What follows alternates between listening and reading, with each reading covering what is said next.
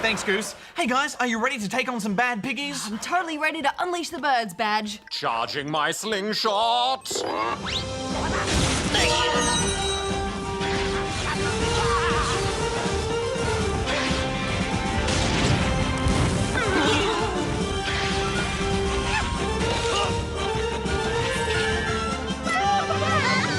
Now, I'm sure you're all familiar with the Angry Birds games, but check those expectations at the door because Angry Birds Epic is something a bit different. That physics-based bird-flinging gameplay of old has been traded in for role-playing questing. Yeah, this was a big surprise. All the combat in Epic is turn-based. You simply select your birds one by one and drag to attack who you want.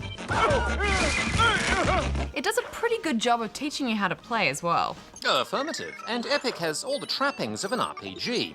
Your birds can level up and craft weapons, armor and potions. These help your party become stronger as the game progresses, with the game adding new mechanics at a good, steady pace.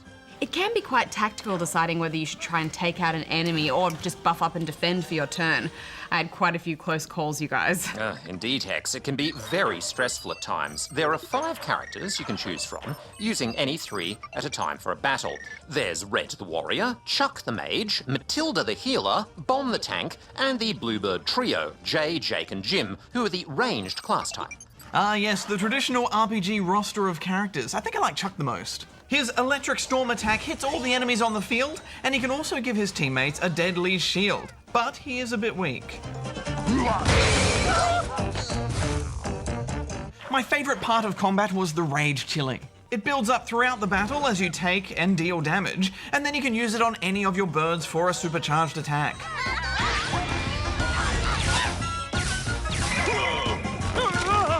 I like that too. When given to Bomb, he unleashes a large explosion that damages all the enemies at once. And those nasty bad piggies are quite the obstacle this time. They're back in more shapes and sizes than ever. Which type of pig you're up against depends on where you are on the map. For example, you fight pirate piggies in the water levels and mummy piggies in the desert levels. There's a pretty good mix and lots of areas in this big map to explore. One thing that did bug me though was the microtransactions. This is a free-to-play game, so you do expect them, and they're not as pushy as some games out there. But you could accelerate progress significantly by spending money to buy some extra potions or rage chilies.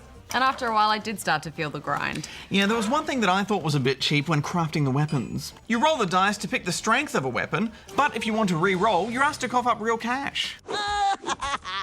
Well, you can spend real money, or you can grind away in battle after battle, trying to earn enough in-game coins to, buy those upgrades that you desperately need. But the game just doesn't have enough depth to make it fun to work for those coins. I think this one is a bit borderline pay to win, but I am happy that they're trying to mix up the Angry Birds formula. I'm giving it 5 out of 10, you guys. I think this game started out well, but I think it's not long before you start to realise how shallow it really is. And it annoyed me that you can't even play it unless you're connected to the internet. I'm giving it 5 as well. Well, Goose actually recently caught up with a young musician who plays video game music, and he does a pretty good Angry Birds theme. Let's take a look.